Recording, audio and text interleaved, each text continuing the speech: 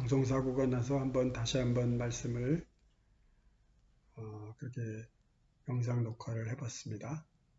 오늘 첫 번째 전하고자 하는 말씀, 첫 번째 본문은 골로새서 2장 12절이 되겠습니다. 제가 한번 읽어보겠습니다. 여러분은 세례로 그리스도와 함께 묻혔고 또한 그분을 죽은 사람들 가운데서 살리신 하나님의 능력을 믿는 믿음으로 그리스도 안에서 그리스도와 함께 살아났습니다. 두 번째 본문은 고린도전서 10장 1절 2절이 되겠습니다. 형제자매 여러분, 나는 여러분이 이 사실을 알기를 바랍니다. 우리 조상들은 모두 구름의 보호 아래 있었고 바다 가운데를 지나갔습니다. 이렇게 그들은 모두 구름과 바다 속에서 세례를 받아 모세에게 속하게 되었습니다. 이것은 하나님의 말씀입니다. 아멘. 오늘은 세례의 의미를 살펴보면서 그리스도인이 누군지 한번 생각해 보고자 합니다. 바울은 골로새 성도들에게 너희들은 예수님과 함께 죽은 자요.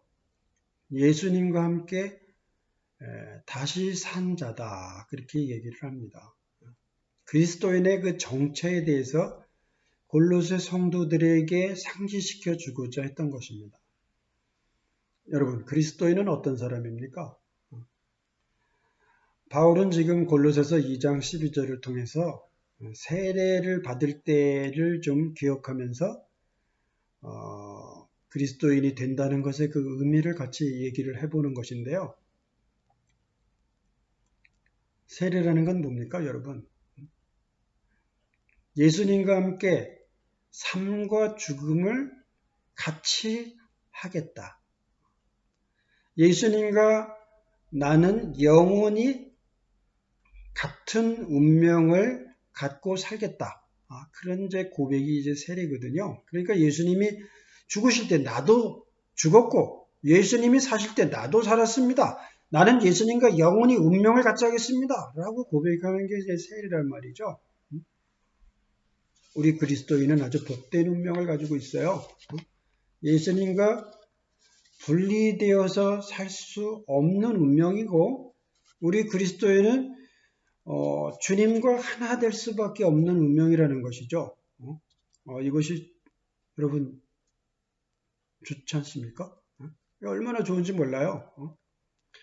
하나님 아버지께서 그 아들 예수님을 사랑해서 너는 내 사랑하는 자요 내 기뻐하는 자다. 그렇게 말씀하시고 사랑하시고 축복해 주셨는데요.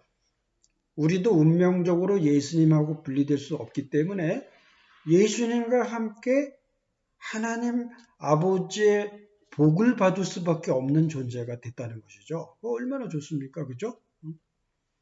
예수님과 도저히 분리될 수 없고 예수님과 하나 될 수밖에 없는 운명을 가진 여러분을 축복합니다. 아멘? 우리는 이렇게 예수님과 하나 될 수밖에 없는 운명이라고 세례식을 통해서 고백을 우리는 했어요. 예수님은 죄 때문에 죽으셨습니다. 맞습니까? 죄 있는 예수님하고 원수예요. 그렇죠? 그래서 우리의 죄를 짊어지고 예수님이 죽으셨을 때 죄가 예수님을 죽인 것이기 때문에 우리 그리스도인은 예수님을 믿고 따른다고 했을 때 죄하고 그리스도인은 원수인 거예요. 예수님은 죄를 멸하려고 오셨고 죽으셨습니다. 우리를 사랑해서 생명까지 내주시고 예수님께서 죽으셨는데 그 예수님을 우리가 믿고 따른다 그러면서 죄하고 친해질 수는 참 없는 거예요. 그리고 우리는 예수님하고 완전히 일치된 삶을 사는 존재로 운명적으로 부르심을 받았단 말이죠. 그렇지 않습니까? 그렇기 때문에 우리는 사실은 죄가 예수님의 왼수기 때문에 죄를 짓는다는 것이 우리 믿는 사람들에겐 참 어색하고 참 죄의 유혹을 받는다는 게 참 어울리지 않는 일이라는 것이죠. 왜? 우리가 사랑하는 예수님의 왼수가 죄인데 어떻게 우리가 죄를 사랑하고 죄 짓고 그렇게 살 수가 있겠냔 말이죠. 그렇지 않습니까? 참 우리의 모습을 생각한다면 말이죠. 예수님과 일치된 삶을 살면서 예수님과 조금도 틈이 생기지 않고 죄를 안 지어야 한다는 그런 생각이 들어요. 그게 우리의 존재고 그게 우리의 본질이고 그게 우리의 운명이기 때문에 우리는 예수님하고 분리돼서 살 수가 없는 존재란 말이에요. 딱 붙어가지고 예수님과 하나 되어서 살 수밖에 없는 존재인데 안타까운 것은 우리의 현실을 보면은 예수님과 엄청난 틈이 생겨버리고 죄 안 짓고 사는 것이 오히려 불가능해 보일 정도로 참 우리의 현실은 세례를 통해서 우리가 고백한 우리의 신앙 고백하고 거리가 먼 삶을 사는 것을 봅니다. 그렇지 않습니까? 우리는 갈라디아서 6장 14절에 보면은요. 그리스도로 말미암아 우리 편에서 보면은 세상이 죽었고 또 세상 편에서 보면 우리가 죽었다 이거예요. 세상과 우리, 죄하고 우리는 예수님 때문에 완전히 왼수가 된 거예요. 그러니까 우리가 죄 때문에 죽으신 예수님을 믿고 따른다면은 죄하고는 가장 멀어져야 되고 주님의 사랑을 알고 주님을 사랑할수록 주님과 완전히 틈이 생기지 않고 하나 되어서 그렇게 살아가는 존재가 바로 우리 그리스도인이라는 것이죠. 사실은 그렇기 때문에 우리는 운명적으로 주님과 분리될 수가 없고 주님을 우리가 또 사랑하잖아요. 그죠? 주님을 사랑하고 운명적으로 하나 되어서 살 수밖에 없는데 이제는 내가 사는 것이 아니거든요. 부활하신 예수님이 내 안에서 사시는 것이고 옛사람은 죽었어. 내 편에서 보면 세상이 죽었고 세상의 편에서 보면 내가 죽었어. 그러니까 죄하고 나는 상관이 없는 삶을 살고 말이죠. 지금 내가 사는 것은 부활하신 예수님이 내 안에서 사는 것이고 새 사람, 정말 예수님과 함께 부활한 새 사람이 예수님과 딱 붙어가지고 그렇게 하나 되어가지고 사는 것인데 우리가 죄하고 친해서 죄지면서 산다는 것은 참 우리 그리스도인들에게는 굉장히 참 어색한 거란 말이죠.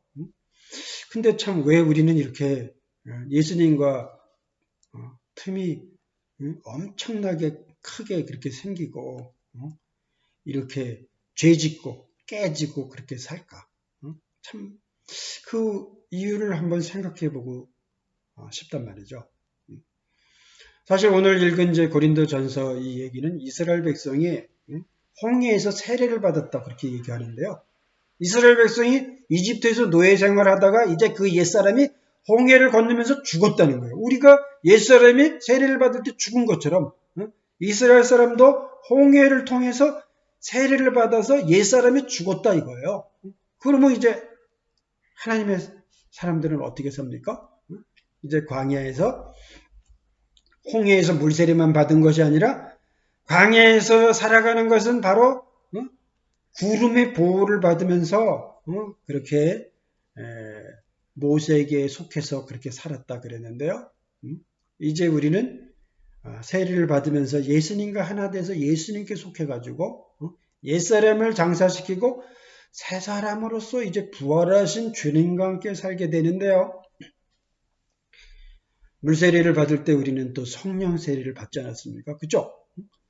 성령을 충만히 받아서 이제 우리 믿는 사람은 하나님의 임재 가운데 하나님의 보호하심을 받으면서 하나님의 능력으로 우리가 악한 자로부터 하나님께서 지켜주셔가지고 우리를 이끌어 주셔서 광야 생활을 할 수 있게 이렇게 해주신다는 거거든요. 이스라엘 백성은 모세에게 속해서 이제 광야 생활을 했는데요. 사실은 겉으로 볼 때 모세에게 속한 것이지 결국엔 이스라엘 백성도 그리스도에게 속해서 구름의 보호를 받으면서 광야 생활을 했다 그랬는데요. 사실 좀 구체적으로 창세기를 보면은 구름 기둥과 불 기둥이 그들을 인도했다고 그렇게 얘기를 하거든요. 이스라엘 사람들은 이 지역이 팔레스타인이기 때문에 팔레스타인은 햇볕이 따가운 곳이에요. 구름으로 그 따가운 햇볕을 막아주지 않으면 화상을 입습니다.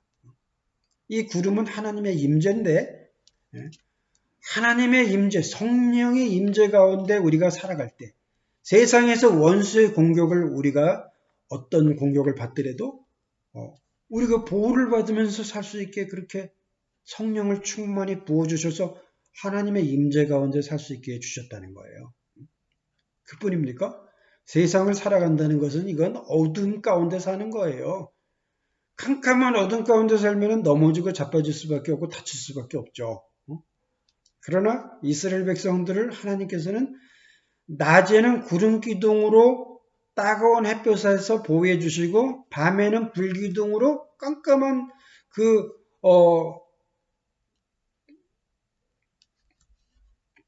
그 세계를 밝혀 주셔가지고 이스라엘 백성을 인도해 주셨다는 것을 성경에서는 얘기를 합니다. 우리가 예수님과 하나 되어서 살 때 세례를 통해서 나는 예수님과 이제 하나입니다. 영원한 운명을 같이 하겠습니다. 고백할 때 성령을 또한 또 충만히 부어주셔가지고 말이죠. 우리는 세상의 빛 되신 그분께서 환히 우리가 갈 길을 비춰주셔가지고 어둠 가운데 살지 않도록 이끌어 주신다는 말씀을 우리들에게 하고 계신 것입니다. 그래서 그리스도인의 삶은 하나님의 임재 가운데 성령의 능력으로 부활하신 그분의 그 힘으로 우리가 나아가야 될 길을 밝게 보여주시고 원수의 공격으로부터 보호해 주시고 함께 하시면서 지켜주시는 그런 인생으로 살게 해주신다는 것이죠. 얼마나 좋습니까?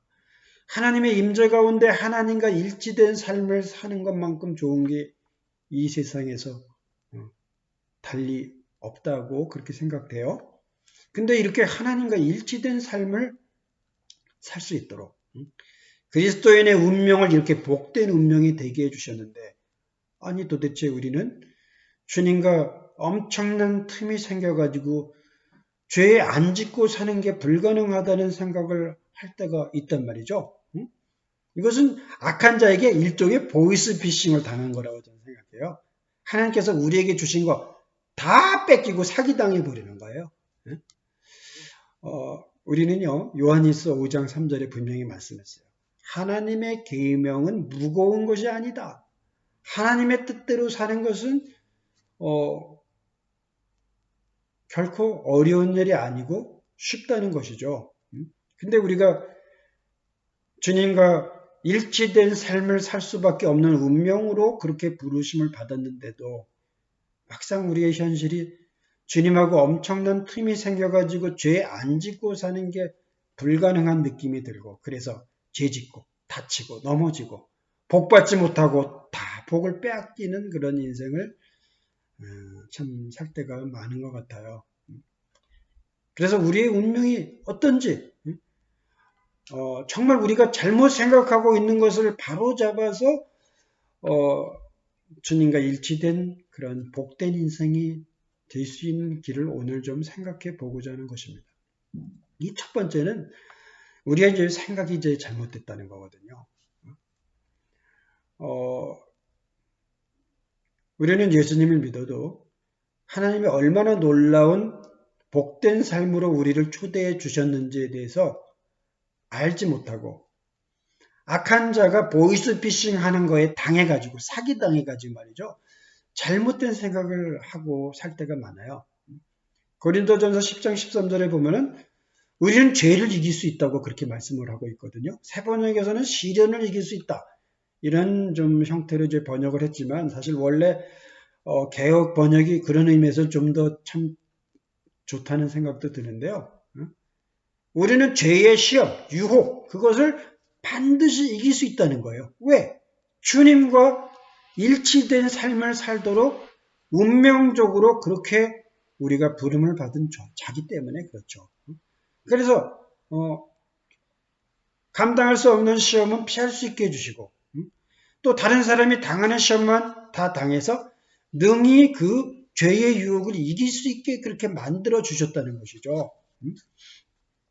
근데 안타깝게도 우리는 원수에게 속아가지고 죄의 권능을 굉장하게 이렇게 크게 생각하고 죄가 엄청난 능력을 가진 존재인 것처럼 그렇게 생각한단 말이죠. 그리고 하나님이 우리에게 너무너무나 큰 자유를 주셔가지고 자유롭게 이것도 하고 저것도 하고 다 할 수 있게 이렇게 해주셨는데도 우리는 원수에게 속아가지고 이것도 하고 저것도 하고 이것도 하지 말고 저것도 하지 말고 다 하지 마 아무것도 하지 마 라고 우리 하나님께서 말씀하시는 것처럼 우리는 잘못된 생각을 하고 살 때가 참 많이 있는 것을 발견합니다. 제가 에덴에서의 그 상황, 낙원이 어떤 모습이었는지를 같이 좀 얘기를 예전에 나눈 일이 있었는데요. 하나님께서는 에덴을 창설하시고 아담과 하와에게 명령을 하셨어요. 이것도 하지 말고 저것도 하지 말고 다 하지 마! 그렇게 명령하셨습니까? 그게 아닙니다. 우리는 지킬 수 없는 많은 규정으로 하나님께서 우리를 옥죄고 얽매이게끔 이렇게 만들었다는 그런 생각을 할 때가 많고 어떻게 죄 안 짓고 살아? 이렇게 생각을 합니다만 성경은 하나님께서 사람에게 명령을 하실 때 에덴의 상황을 보세요. 동산은 거대한 제국과 같이 큰 나라인데요. 그 에덴 동산에 수많은 나무를 심어놓고 그 과일나무가 주렁주렁 열게 한 다음에 그 수많은 나무의 열매 중에서 네가 먹고 싶은 거 다 먹어도 돼. 이렇게 말씀을 하셨단 말이죠. 좋습니까? 예수 믿는 사람은요. 이 세상에서 누구보다도 자유로운 사람이에요. 여러분 원하시는 거 다 하면서 사시길 바랍니다. 여러분은 복된 인생이에요. 자유가 있어요. 근데 그 아담과 하와에게 그렇게 이것도 하고 저것도 하고 다 할 수 있어. 네 하고 싶은 거 다 해. 먹고 싶은 거 다 먹어. 그렇게 말씀하신 다음에 선악을 알게 하는 나무의 열매는 먹지 말라고 했어요. 그건 먹으면 죽으니까. 여러분 독약을 먹으면 죽기 때문에 독약을 먹으면 안 돼. 먹으면 죽어. 그렇게 말하면 나 그 독약 꼭 먹고 싶어. 먹지 말라 그러니까 더 먹고 싶네. 막 그렇게 유혹을 받습니까? 독약 먹고 싶어가지고? 그러지 않잖아요. 그죠? 먹으면 죽으니까 먹지 말라 그랬는데 하고 싶은 거 다 하고 살라 그랬는데 왜 먹지 말라고 한 선악과를 먹고 싶어지고 그걸 먹냐 말이죠. 이건 참 너무 안타까운 건데요. 마귀의 보이스피싱에 넘어간 거예요. 마귀는 창세기 3장 1절에 보면 그렇게 말을 해요. 하와한테. 정말 하나님이 동산에 있는 모든 나무의 열매를 하나도 먹지 말라 그랬니? 이거 뭐야? 동산에 있는 나무의 열매를 하나도 진짜 먹지 말라고 뭔가 했다는 그런 근거가 없으면 이런 얘기 안 할 것 같잖아요. 그렇죠? 정말 그랬니? 내가 그런 얘기 들었는데 정말이니? 왜 하나님은 지킬 수 없는 많은 규정으로 우리를 속박하고 인생 재밌게 살지 못하도록 말이죠. 아무것도 못하게. 하나님 뜻대로만 살고 너 하고 싶은 거 하나도 하지 마. 내가 시키는 것만 해. 이렇게 말씀하셨다고 우리는 악한 자가 보이스피싱 할 때 그 보이스피싱의 이제 사기인데 그 사기를 당한 것이죠. 이렇게 어떻게 보면은 죄 짓는다는 것은 죄 안 짓는다는 것은 불가능한 거고 하나님은 너무나 많은 것을 하지 말라고 그러셔서 죄 안 짓고 사는 삶은 정말 그거는 너무 어려워. 어떻게 죄 안 짓고 살겠어 이렇게 생각하지만 이것은 원수에게 속는 거라고 그렇게 우리가 분명히 알아야지 되는 거죠. 원수는 잘못된 생각을 줘서 우리를 주님과 틈이 생기게 만들고 엄청난 거리가 주님과 생겨버려가지고 말이죠. 죄 안 짓고 사는 게 불가능하게 그렇게 느끼게 만든단 말이에요. 근데 자기의 그 정체를 바로 알고 나는 예수님을 사랑해. 예수님이 나를 사랑해서 내 죄 때문에 죽으셨는데 죄하고 나는 왼수인데 내가 어떻게 예수님이 가장 싫어하는 죄를 질 수 있겠는가? 나는 그럴 수 없어. 자기의 그 운명과 정체를 바로 알고 있는 사람은요. 마귀에게 속지 않거든요. 성경에도 보면은 요셉과 같은 사람을 한번 보세요. 죄 짓기가 굉장히 어려워요. 요셉과 같은 사람은. 왜 그러냐면 요셉은 창세기 39장 이제 8절부터 10절 보면은요. 보디발의 집에서 이제 그 가정 총무를 했는데요. 뭐라고 얘기하냐면 우리 주인이 나한테 모든 권세를 줘가지고 어떤 것도 간섭하지 않고 하고 싶은 거 다 할 수 있게 그렇게 해주셨는데 한 가지만 우리 주인이 금지시켰다. 그것은 당신 마님만 건드리지 말라고 그렇게 금지시켰는데 어떻게 제가 마님과 죄를 짓겠습니까? 보디발의 아내가 아무리 유혹을 하고 같이 잠자리를 하자 그래도 말이죠. 요셉은 너무나 큰 자유를 누리고 있었기 때문에 하나님의 사랑을 알고 보디발의 또 신임을 받아가지고 너무나 많은 것을 자기가 할 수 있는 존재라는 걸 알았기 때문에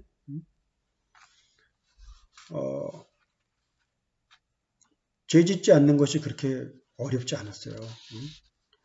죄 짓는 거 그거 할 수가 없어. 너무 어려워. 죄 짓는다는 것은 왜 그거 하나만 금지시켰는데 어떻게 내가 마님하고 잠자리를 해서 죄를 짓겠습니까? 그렇게 얘기를 하는 거거든요. 예수님을 사랑하는 사람은요.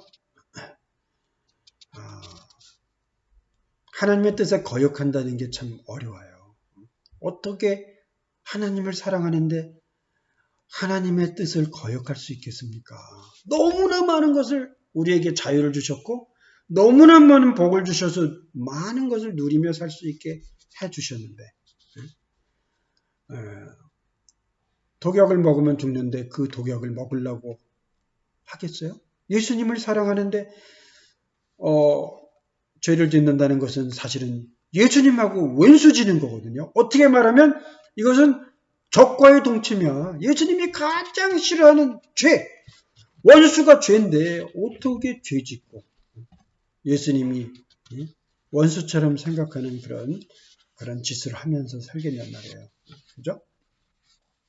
그래서 정말 그 지난주도 얘기를 했습니다만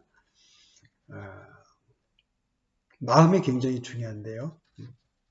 우리가 예수님의 사랑을 알고 예수님을 사랑한다면 죄 짓는 것이 정말 어려워요.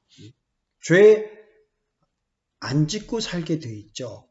죄 짓는다는 거 하나님의 뜻에 거역하고 불순종한다는 것이 굉장히 어렵단 말이죠.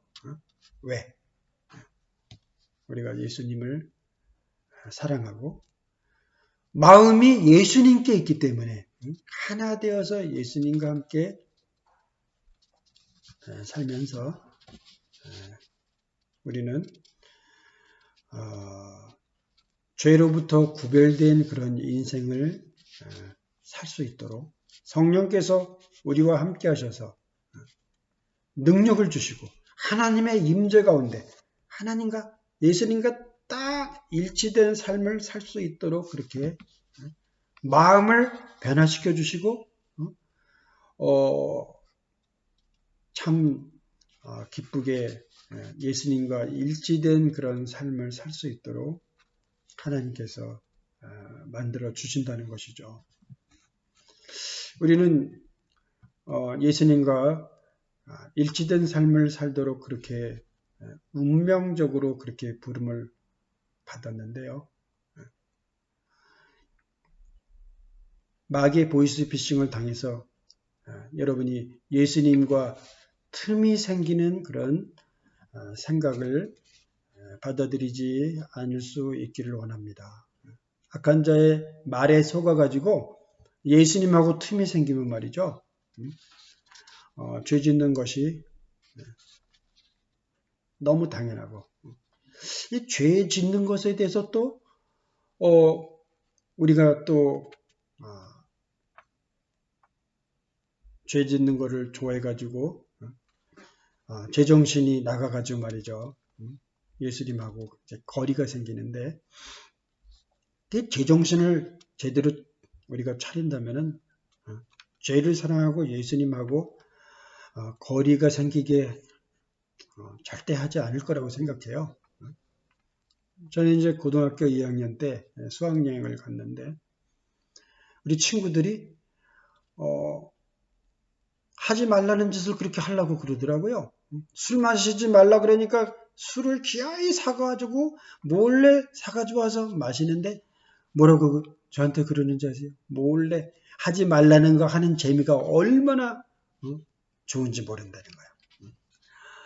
화투를 고스톱을 치지 말라 그러는데요. 우리 친구들이 얼마나 말을 안 듣는지 화투장을 한 200통 이상을 뺏겼어요.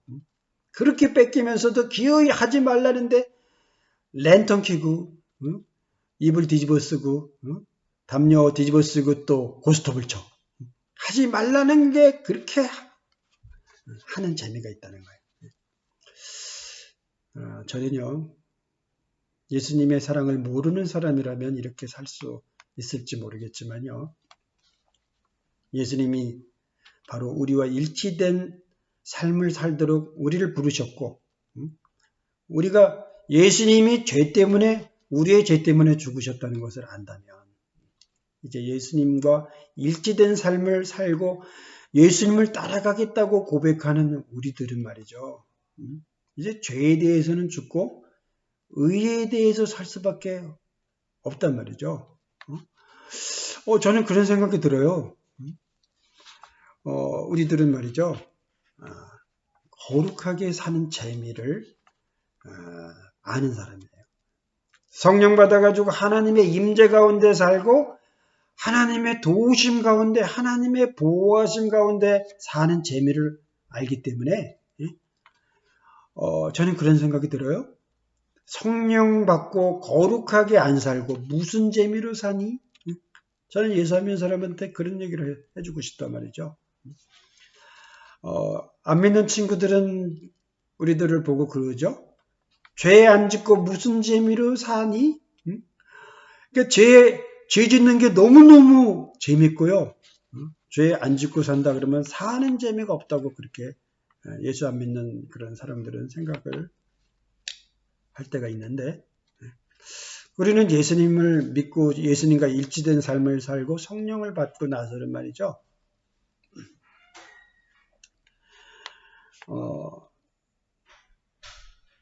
하나님의 임재 가운데 하나님의 보호를 받고 하나님의 인도를 받는 삶이 얼마나 재미있는지 그것을 알지 않습니까? 어떻습니까?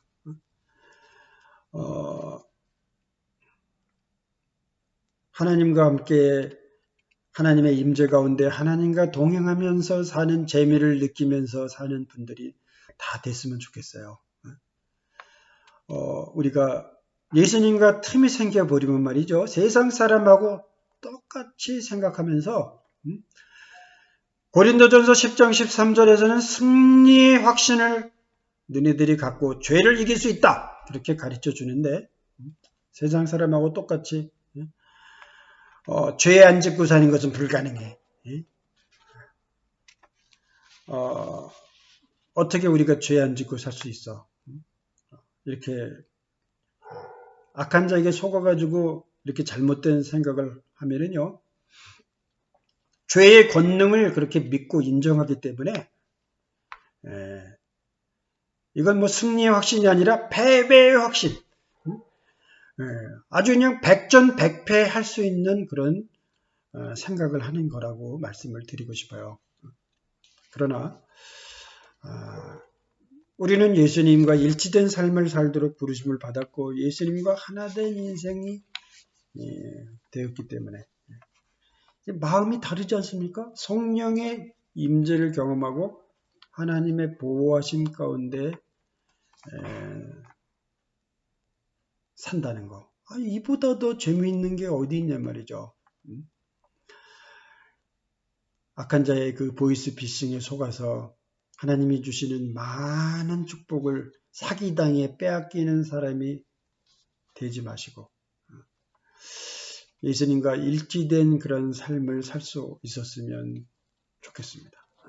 우리의 운명을 명확하게 알고 어떻게 하면 예수님과 연합해서 하나 될 수 있는지 바른 생각을 가지고 변화된 마음으로 세상과 구별된 삶을 살았으면 좋겠어요. 저는 코로나 터지고 나서 지금까지 코로나를 통해서 우리 주님께서 하시는 메시지가 무엇일까를 생각을 좀 자주 해봅니다. 코로나를 통해서 우리는 어쩔 수 없이 사회적 거리두기를 하고 있지 않습니까?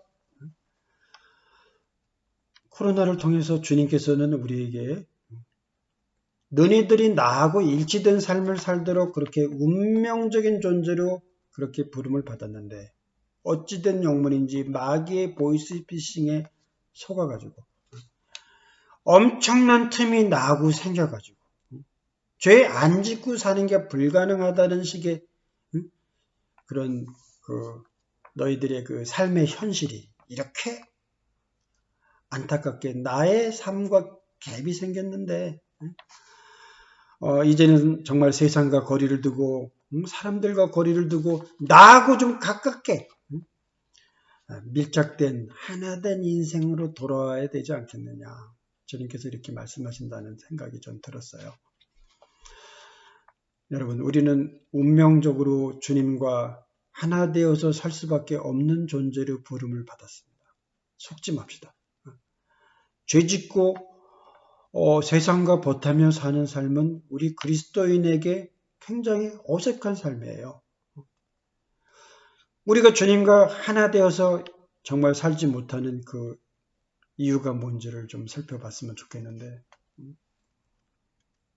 우리가 주님과 동행하며 주님을 가까이 하고 있지 않다는 것이죠. 마음이 멀어요. 여러분의 마음이 도대체 어디에 있기 때문에 어디에 있기에 이렇게 주님과 멀어져 가지고 이렇게 거리가 생긴 것입니까? 말로 주님 사랑한다고 말하지 말고 말로는 주님을 사랑하지만 마음이 멀면 이거 주님을 가까이 하려고 하지도 않으니까 죄만 사랑하고 죄 짓는 그런 기쁨으로 그렇게 사니까 이건 크리스천이라고 할 수가 없거든요. 우리 그리스도인은 세상과 구별되어서 죄에 대해서 죽고 의에 대해서 사는 자로 부름을 받았는데요. 하나님의 말씀을 거역하는 것이 참 그렇게 거역해 보려고 해도 참 어렵네. 이런 좀 뭔가 느낌을 가지고 산다면 얼마나 멋질까요? 우리가 주님과 동행하는 삶을 산다면 죄짓고 불순종하는 삶이 참 어렵고 어색할 거라고 생각을 합니다. 여러분, 코로나를 계기로 해서 하나님과 거리가 생겼던 우리의 삶의 현실을 돌이켜보고 회개하면서 하나님과 밀착된 날마다 하나님과 동행하는 삶을 살 수 있었으면 좋겠습니다. 어떻게 하면 우리가 하나님과 동행하는 삶을 살 수 있습니까? 저는 다른 무엇보다도 기도하는 것이 정말 무엇보다 필요하다고 생각해요. 예전에는요, 80년대에 보면 크리스천들이 엄청나게 기도 열심히 했던 것 같아요. 새벽 기도도 열심히 하고, 새벽 기도 뿐입니까? 철야 기도도 열심히 하고. 근데 요즘에는 철야 기도 하는 교회도 거의 없고요. 크리스천도 많아졌다 그러는데 기도를 하는 사람들이 참 별로 없고. 예전에 기도 열심히 했던 분도 지금은 기도 생활을 쓰고 있는 분들이 참 주변에 꽤 많지 않나 그런 생각이 들어요. 주님과 연합해서 주님의 임재 가운데 성령의 능력으로 새 사람의 모습으로 우리가 살아가지 못하는 것은 기도가 없었기 때문이 아닐까요? 여러분의 기도 생활은 살아있습니까? 제 자신의 모습을 돌이켜보면서 정말 이 코로나를 계기로 다른 사람에게 무슨 얘기 할 게 아니다. 나부터 나의 기도 생활이 좀 변화를 받아야 되겠다. 다른 사람에게 뭐라고 말할 게 아니다. 내 마음부터 정말 하나님을 사랑하고 가까이 해야지 되겠다. 그런 생각을 하고 저는 분발하고 기도 생활을 하고 있다고 말씀드리지 않았습니까? 성경에서는 하나님의 임재 가운데 살기 위해서 무엇보다 기도를 힘쓰도록 그렇게 우리에게 가르쳐 줬어요. 그러므로 죄를 멀리하고 하나님의 임재 가운데 하나님과 딱 일치된 삶을 살고자 한다면 통성으로 기도하고 하루차 시간을 구별해서 기도하고 부르짖어 기도하고 방언으로 기도하고 힘써 기도하는 그런 인생이 될 필요가 있는 것이죠. 힘써 기도할 때 하나님의 임재 가운데 세상과 구별된 그런 삶을 살면서 거룩하게 사는 그 재미를 알 수가 있어요. 그리고 하나님과 동행한다는 것은 하나님과 함께 모든 걸 상의하면서 사는 거 아니겠습니까? 기도하는 것도 내가 필요한 거 민원 올리듯이 간구만 한다면 그것 좀 일방적인 것이라 생각됩니다. 그래서 하나님과 일치된 하나님과 동행하는 삶을 살고자 한다면 또 우리의 기도가 하나님께 여쭤보고 상의하는 그런 것이 되어야 된다고 그렇게 말씀을 드리고 싶습니다. 어떤 문제를 가지고 나갈 때 저는 그래서 하나님께 많이 묻습니다. 주님께 이렇게 묻고 또 기도하다가 또 주님 이런 생각이 또 떠오르는데 그러면 주님은 이렇게 생각하십니까? 주님께 또 다른 말씀을 또 드리면서 여쭤보고 한 가지 말씀을 가지고도 여러 가지로 주님께 묻고 한 가지 문제를 가지고도 이렇게 상의하면서 주님과 이제 동행할 때 주님의 생각을 나의 생각하고 일치시키면서 주님의 뜻을 따라서 주님과 틈이 생기지 않고 하나가 된 인생으로 그렇게 살 수가 있단 말이죠. 그리고 우리가 주님과 일치된 삶을 살려면 성경에서 또 그 길을 가르쳐 줬는데요. 시편 119편 9절 11절에 보면은 청년이 어떻게 인생을 깨끗하게 살 수 있습니까? 주님의 말씀을 지키는 길, 그 길뿐입니다. 그렇게 말씀했어요. 시편 119편 기자는 그래서 내가 주님께 범죄하지 않으려고 주님의 말씀을 내 마음속에 깊이 간직합니다. 이렇게 고백을 합니다. 우리가 주님과 틈이 생기지 않고 조금도 틈이 생기지 않고 하나 되어서 딱 붙어가지고 살려면 하나님의 말씀을 우리의 마음속에 담아둬야지 되는 것이죠. 그렇기 때문에 우리가 주님과 일치된 삶을 살면서 죄를 멀리 하고자 한다면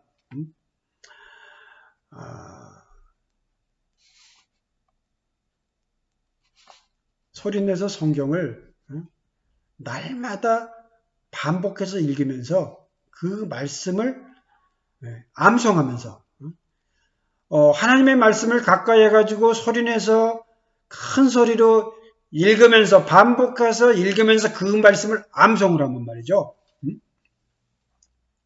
암송한 말씀이 우리의 그 무의식까지 자리를 잡으면서 우리의 마음속 깊이 말씀이 뿌리를 내리게 되는데, 그러면 원수의 공격으로부터 그 말씀이 놀랍게 정말 원수로부터 지켜주는, 우리를 보호하는 하나님의 능력이 된다는 것을 성경에서는 가르쳐 줍니다. 하나님과 함께 하면서 일치된 삶을 사시고, 여러분의 생각이 잘못된 생각 정말 버리고 완전히 하나님과 하나 되어서 마음도 하나님을 가까이 하고 정말 마음으로 하나님을 사랑해서 하나님과 일치된 삶을 살면서 기도하며 또 하나님의 말씀을 가까이 하며 하나님의 임재 가운데 사는 인생으로 여러분이 하나님과 정말 하나 되어서 사는 복된 인생이 될 수 있기를 원합니다. 이렇게 하나님과 일치된 삶을 산다면 주님께서 우리에게 주신 말씀대로 우리는 예수님과 운명적으로 분리될 수 없는 존재란 말이죠. 그렇게 예수님과 하나 되어서 예수님이 받는 모든 복, 예수님이 받은 모든 복을 누리면서 주님께 영광 돌리면서 살 수 있을 것입니다. 감사합니다.